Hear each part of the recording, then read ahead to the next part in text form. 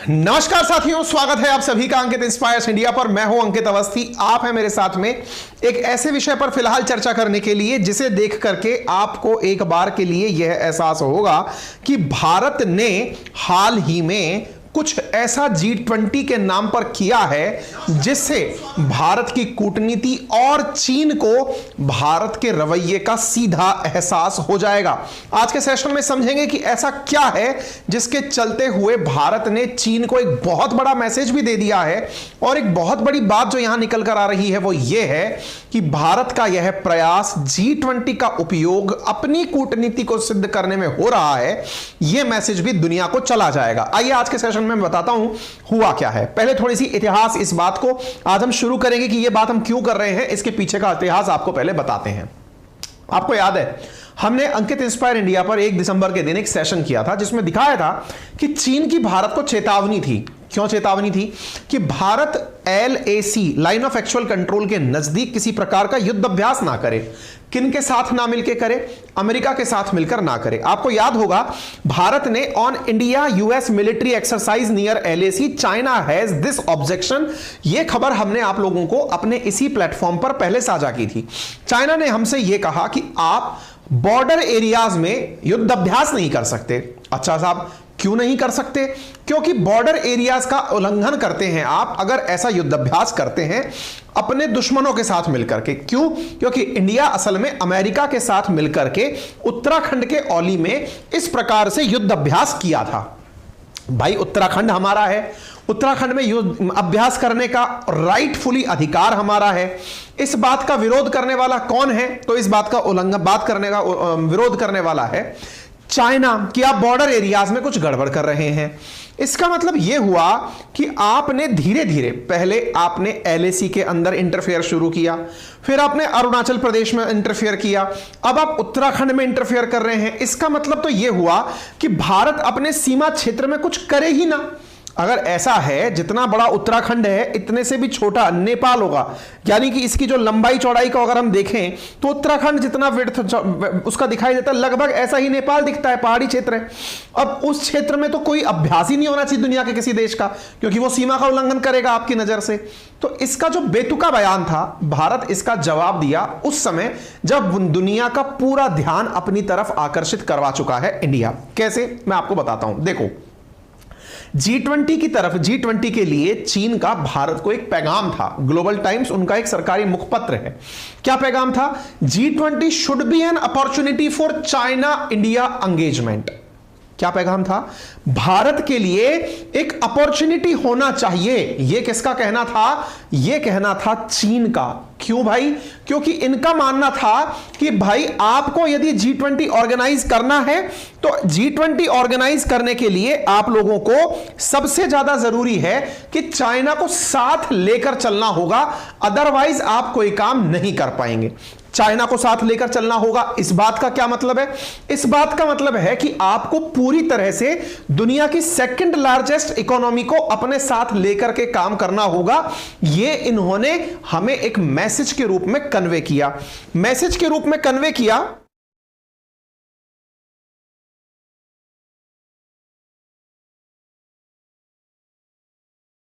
हां जी, तो कहने का अर्थ यह हुआ कि यहां पर यह बहुत बड़ी मायने की चीज थी कि इंडिया के केस में चीन ने हमें सख्त हिदायत देते हुए कि यदि आपको G20 चलाना है तो G20 चलाने के लिए आप लोग प्रॉपर तरीके से हमें मदद के रूप में लें, क्योंकि दुनिया की दूसरी सबसे बड़ी अर्थव्यवस्था है हम। कोई बात नहीं। इतना ही नहीं, इन्होंने US के ऑफिशियल्स को भी धमकाया था। इस बात को ध्यान में रखते हुए US ने कहा कि हमें China has warned US officials not to interfere in its relationship with India. ऐसा रक्षा विभाग ने भी कहा था। इंडिया ने क्या किया?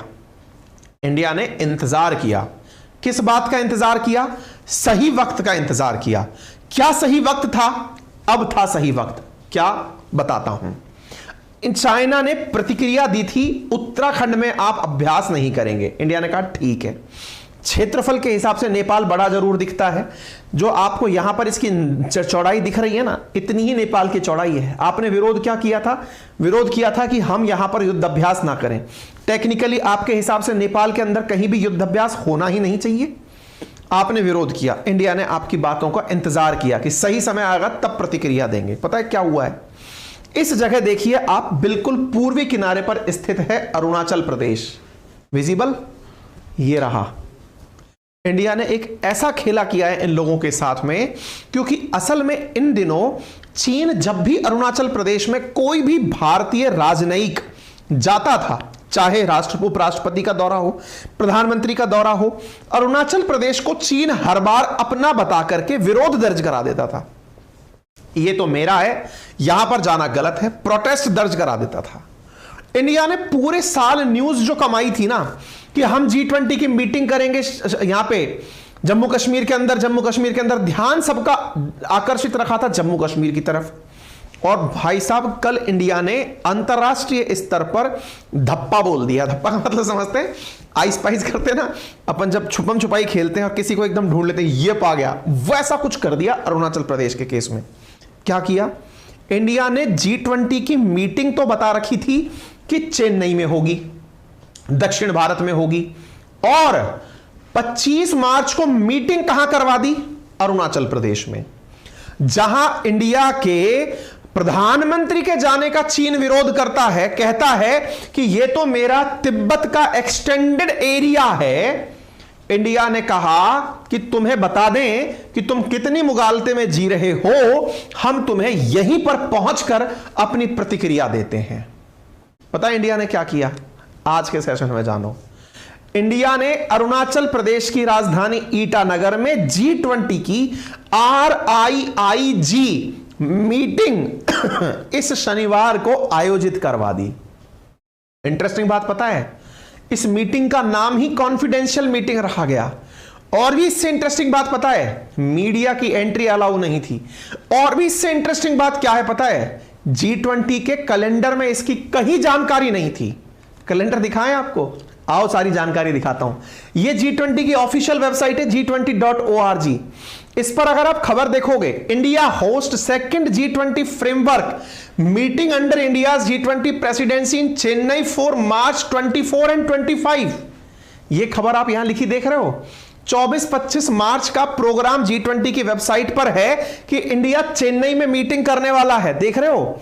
कैलेंडर दिखा दूं, ये G20 का कैलेंडर है, जरा इसे देख लीजिए। ऑफिशियल कैलेंडर है, कौन से दिन क्या काम आयोजित होगा। 24-25 तारीख का कैलेंडर देखो आप। चेन्नई के अंदर second framework working group meeting at Chennai. खबर देख रहे हो? हुआ क्या है पता है?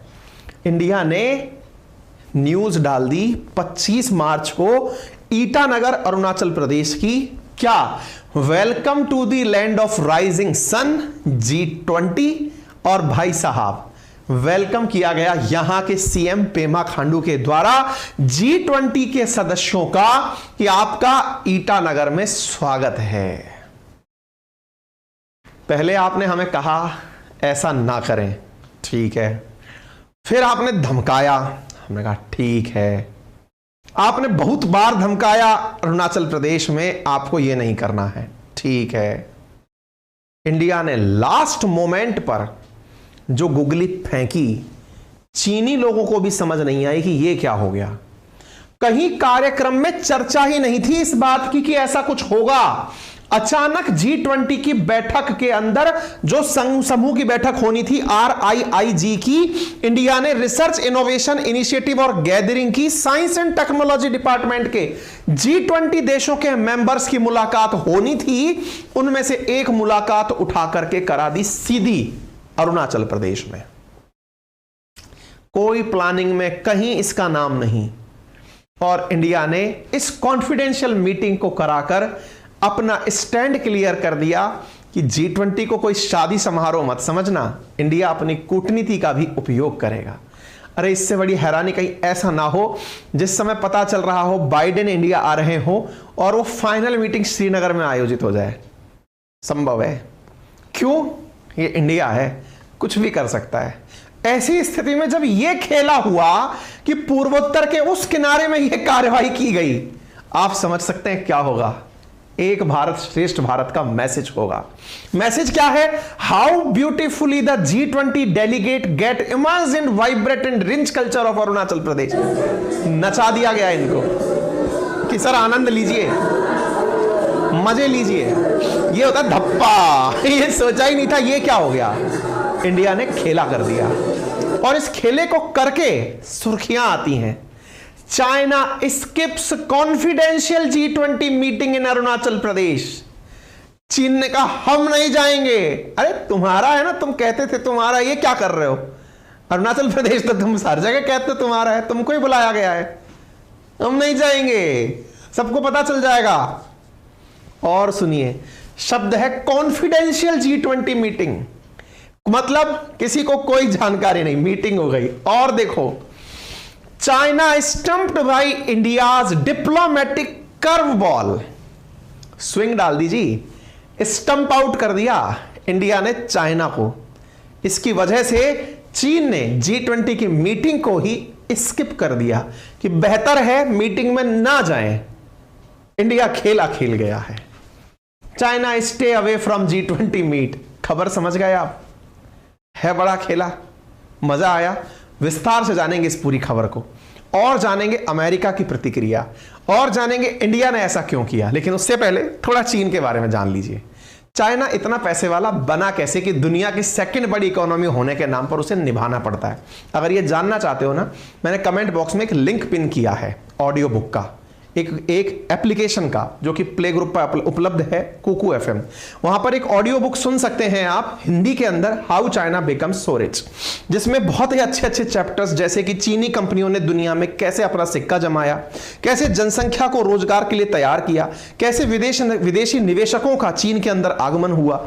चीन के बारे में यह जानकारी आप इस ऑडियो बुक में सुन सकते हैं।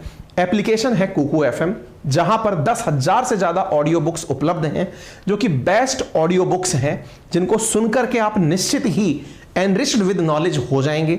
ये बुक्स आपको जहां पर एक मार्केट में खरीदने पर बहुत महंगी पड़ सकती हैं, वहां ये 10,000 से अधिक ऑडियो बुक्स सुनने के लिए मात्र आपको 99 रुपीज प्रति मंथ में उपलब्ध हो रही हैं। पूरी तरह से बेस्ट ऑडियो रेडियो जॉकीज के द्वारा इन ऑडियो बुक्स को आपके लिए सुनाया जा रहा है। बेस्ट फीचर्स के साथ आप कुकू FM को यूज कर सकते हैं, जैसे गाड़ी चलाते हुए आप इन्हें सुन सकते हैं, या फिर इनके ऊपर प्रॉपर नोट्स बना सकते हैं, स्लीप टाइमर लगा करके आप इन्हें सुन सकते हैं। इतनी बेस्ट फैसिलिटीज के साथ आपको ऑडियो बुक्स सुनने के लिए मिल रही है। पहले महीने में यदि आप कूपन कोड अंकित 50 लगाते हैं तो आपको वही 99 रुपीज प्रति मंथ का सब्सक्रिप्शन 49 रुपीज में सुनने के लिए उपलब्ध होता है। तो अभी जाइए, लिंक कमेंट बॉक्स में दिया हुआ है, चीन के बारे में अधिक जानकारी वहां से प्राप्त कर लीजिए। आगे बढ़ते हैं। अब सवाल बनता है, China skip confidential G20 meeting in Arunachal Pradesh, ये जो रिसोर्सेज से सोर्स निकलकर आई है, इस खबर ने अभी तक मार्केट में कहां तक रीच बनाई है, कहां से शुरुआत हुई है, सारी बातों की चर्चा करते हैं। अरुणाचल प्रदेश के ईटानगर में रविवार को G20 की जो बैठक हुई, उसमें चीन ने भाग नहीं लिया। भाग लेता भी कैसे, उसे तो पता ही नहीं था कि हो क्या रहा है। अच्छा, हो सकता है आप में से बहुतों को ना पता कि G20 क्या है। मैं आपको बता दूं, इंडिया इस समय G20 नामक एक संगठन का, जिसमें 19 देश और यूरोपियन यूनियन शामिल हैं, 20 लोगों का एक संगठन है, उसका होस्ट है। इस बार उसकी प्रेसिडेंसी निभा रहा है। उसकी बैठक जो है, भारत जो है वो उसकी अध्यक्षता 1 दिसंबर 2022 से कर रहा है, जिसके अंदर दुनिया के सबसे ताकतवर देश, इकोनॉमी और रिसोर्सेज, GDP, इन सब के आधार पर जो ताकतवर देश हैं, वो उस ग्रुप का समूह है, उसका हिस्सा है। और उन देशों की मीटिंग इंडिया में साल भर चलने वाली है। कभी उनके विदेश मंत्री आते हैं, कभी उनके रक्षा मंत्री आते हैं, कभी उनके द्वारा किसी डिप्लोमेटिक, कभी साइंस एंड टेक्नोलॉजी विभाग के लोग आते हैं, कभी कल्चरल मिनिस्ट्री के लोग आते हैं। इसी क्रम में आप ये जो खबर देख रहे हैं, चीन की तरफ से हाल ही में इनके विदेश मंत्री ऐसी ही एक विदेश मंत्रियों की बैठक में मार्च की शुरुआत में इंडिया आकर गए हैं। दुनिया भर के, इवन रूस की तरफ से भी विदेश मंत्री इंडिया आए थे। कहने का मतलब यह है कि G20 देशों में जहां दुनिया के सबसे ताकतवर देश एकत्रित हो रहे हैं, भारत में साइंस एंड टेक्नोलॉजी के नेताओं की जो बैठक होने जा रही थी, इंडिया ने चेन्नई का मैसेज तो डाल रखा है, लेकिन वो बैठक करवा कहां दी? बैठक करवा दी ईटानगर के अंदर। अपडेट मार्केट में केवल इतना है कि इस बात की कोई मीडिया कवरेज नहीं है, क्योंकि मीडिया को जाने की इजाजत ही नहीं दी गई थी। रिसर्च इनोवेशन इनिशिएटिव गैदरिंग नाम की थीम पर जो मीटिंग रखी गई थी, यह मीटिंग चीन के अधिकारियों ने मतलब अटेंड नहीं की। ऑब्वियस सी बात है कि उन्होंने इसका विरोध दर्ज कराया होगा, लेकिन दुनिया के लगभग 50 से अधिक अंतरराष्ट्रीय प्रतिनिधि शनिवार 25 मार्च को अरुणाचल प्रदेश पहुंचकर इस मीटिंग को ज्वाइन किए, जिनकी खबरें आप यहां पर देख रहे हैं। ऐसा खास क्या है अरुणाचल प्रदेश में? खास यह है कि चीन के द्वारा बार बार यह कहा जाता है कि अरुणाचल प्रदेश उसका आज से नहीं, पुराने जमे से इंटीग्रल पार्ट है। क्यों? क्योंकि वो उसे तिब्बत का दक्षिणी हिस्सा मानता है। चीन मानता है कि अरुणाचल प्रदेश पुरातन समय से चीन का हिस्सा बना हुआ है। इस अरुणाचल प्रदेश को वो तिब्बत का दक्षिणी भाग मानता है, एक्सटेंडेड तिब्बत मानता है। इंडिया ने उसके भ्रम को तोड़ा है, आज से नहीं, बहुत लंबे समय से। 2018 की आप कटिंग देख रहे हैं। प्रधानमंत्री नरेंद्र मोदी अरुणाचल प्रदेश गए, लेकिन तुरंत चीन ने अपनी तरफ से इसे प्रोटेस्ट के रूप में दर्ज कराया। आप देख सकते हैं, China's protest at Modi's visit to disputed Arunachal Pradesh. 2018 में भी देख सकते हैं, 2015 में भी देख सकते हैं। ये खबरें दर्शाती हैं कि जब जब देश का कोई भी राजनयिक अरुणाचल प्रदेश हमारे अभिन्न हिस्से अपने राज्य के अंदर जाता है, चीन उसका विरोध दर्ज कराता है। चाइना हाल ही में हमारे विदेश, वो जो हमारे उपराष्ट्रपति हैं, 2021 में जब वो गए तो इनका भी विरोध दर्ज कराया। चीन अरुणाचल प्रदेश में भारत का ही प्रेजेंस स्वीकार नहीं करता है, यानी एक तरह से अरुणाचल प्रदेश को भारत का हिस्सा ही स्वीकार नहीं करता है और बार बार उसका प्रोटेस्ट करता है। इंडिया ने डिप्लोमेटिकली चीन को आईना दिखाते हुए यह बता दिया कि तुम क्या मानते हो, इससे फर्क नहीं पड़ता, हम G20 को वहां ले जा रहे हैं जो हमारा हिस्सा है। आप अरुणाचल प्रदेश के अंदर भारत का रवैया अब तक समझ चुके होंगे। लेकिन साथियों, क्या अरुणाचल प्रदेश में भारत की यह कार्यवाही भारत सरकार को समझ में आती है? जी हां। भारत के विदेश मंत्री ने हाल ही में, आज से मात्र 5-7 दिन पहले, एक भाषण दिया जिसमें उन्होंने कहा कि LAC line of actual control eastern Ladakh क्षेत्र के अंदर ज्यादा अच्छी स्थिति में नहीं है। यानी चीन और भारत के संबंध लद्दाख सेक्टर में फ्रगाइल हैं। लेकिन आपको याद होना चाहिए, अरुणाचल प्रदेश के भी भीतर भारत और चीन के रिश्ते सामान्य नहीं हैं। कुछ समय पूर्व आप लोगों ने एक मुठभेड़ की खबर अरुणाचल प्रदेश बॉर्डर पर भारत और चीन के सैनिकों के बीच सुनी थी। कहने का अर्थ यह है कि अरुणाचल प्रदेश भी अभी स्टेबल स्टेज में नहीं है। जहां एक और चीन लद्दाख में अशांति पैदा किए रखा है, वहीं दूसरी ओर भारत के पूर्वी किनारों पर अरुणाचल प्रदेश में भी शांति नहीं रखा है। Jaishankar said this is a very challenging and abnormal phase in ties with China, adding the Chinese violation bilateral agreement for border peace in 2020 and the consequences were seen in the Galwan Valley and other areas as well। Bharat इस बात को स्वीकार करता है कि चीन की जो हरकतें हैं वो सामान्य नहीं है। कहने का सीधा सा अर्थ यह है कि चीन जहां जहां पर संभव है, जैसे आपको याद होगा ये वाला जो बॉर्डर एरिया आपने डॉटेड लाइन में देखा है, असल में आज यही लाइन ऑफ एक्चुअल कंट्रोल है, जहां पर चीन 1993 से आधिकारिक तौर पर इसी को बॉर्डर मानने पर राजी हो रखा है। अर्थात ये वाला जो हिस्सा है मैकमोहन लाइन से LAC के बीच का, इस हिस्से पर चीन ने अपना कब्जा जमा रखा है और वो इसे चीनी हिस्सा ही मानता है। आज जो भी लड़ाइयां होती हैं वो इस LAC के ही आर पार होती हैं, यानी इसी पर गलवान वैली इंसिडेंट्स लड़े जा रहे हैं। इस क्षेत्र की तो चर्चा ही नहीं हो रही है। चीन इसी क्रम में ये जो अरुणाचल प्रदेश, जिसे हम ईस्टर्न सेक्टर कहते हैं, इस क्षेत्र पर अब अपना दावा कर रहा है। ऐसी स्थिति में चीन का उत्तराखंड, हिमाचल प्रदेश, सिक्किम, अरुणाचल प्रदेश, लद्दाख जैसे क्षेत्रों के अंदर जो इंटरफेरेंस है, ये आने वाले समय में देश के लिए बहुत ही दुविधा का कारण है। या फिर बहुत ही चैलेंजिंग सिचुएशंस हैं कि भारत चीन के साथ रहकर ग्रो करे तो करे कैसे, क्योंकि इसकी नीतियों में भारत के साथ स्थितियां सामान्य नहीं है। बड़ा सवाल है। भारत ने तो अपना तरीका दिखा दिया। दुनिया के देश किस तरफ हैं, अरुणाचल प्रदेश को लेकर दुनिया की क्या राय है, मैं आपको एक स्टेटमेंट देता हूं। हाल ही में साथियों एक न्यूज निकल कर आती है, और वो न्यूज क्या है, अमेरिका के अंदर दो तरफ की पार्टी रिपब्लिकन्स और डेमोक्रेटिक सांसदों ने हाल ही में उनकी संसद यानी कांग्रेस में एक बिल इंट्रोड्यूस किया, और उस बिल में ये तारीख है 17 मार्च 2023, जिसमें उन्होंने ये बात मेंशन की क्या कि अरुणाचल प्रदेश इंडिया का इंटीग्रल पार्ट है। ये अमेरिका अपने स्टेटमेंट में मेंशन कर दे। आप देख सकते हैं ये दो सांसद हैं, Arunachal Pradesh is a integral part of India assert US lawmakers. एक रिपब्लिकन सीनेटर हैं बिल हैगर्टी और एक डेमोक्रेटिक सीनेटर है जेफ मर्कले। इन्होंने ये खबर क्यों दी, इन्होंने ये बिल संसद में अपने यहां पर कांग्रेस में क्यों रखा, ताकि अमेरिका का स्टैंड क्या है ये इंडिया को पता हो। यानी इंडिया अरुणाचल प्रदेश के मामले में इंडिया के पक्ष में, यूएस अरुणाचल प्रदेश के मामले में इंडिया के पक्ष में है, और चाइनीज किसी भी प्रकार के असर्शन का, चाइनीज के द्वारा किए जा रहे किसी भी प्रकार के अतिक्रमण का भारत विरोध, वो अमेरिका विरोध करता है। ये स्थिति आप यहां पर congress.gov में भी देख सकते हैं। यहां पर यह बिल आपको दिखाई दे जाएगा। A resolution reaffirm the state of Arunachal Pradesh as Indian territory and condemning the People's Republic of China provocation in South Asia. यह बिल यहां पर इंट्रोड्यूस किया गया था, अभी यह पेंडिंग चल रहा है, यानी इस बिल का पास होना बाकी है। यह रिसेंट प्रोग्रेस है, अर्थात अमेरिका का पक्ष अरुणाचल मामले में क्या है यह आपको यहां से समझ में आना जरूरी है। आप पूछेंगे अमेरिका का पक्ष जानना जरूरी क्यों है, क्योंकि असल में अमेरिका का पक्ष ही वेस्टर्न वर्ल्ड का पक्ष है। दुनिया के देश जो भारत को अपने साथ करने में जुटे हैं, वो भारत को किन मामलों पर कैसी नसीहत या सलाह देना चाहते हैं वो इस बिल से समझ में आती है। उम्मीद है आप लोगों को भी ये जानकारी अच्छे से समझ में आ गई होगी। अगर हाँ तो आप इस सेशन को लाइक और शेयर करना बिल्कुल ना भूलें।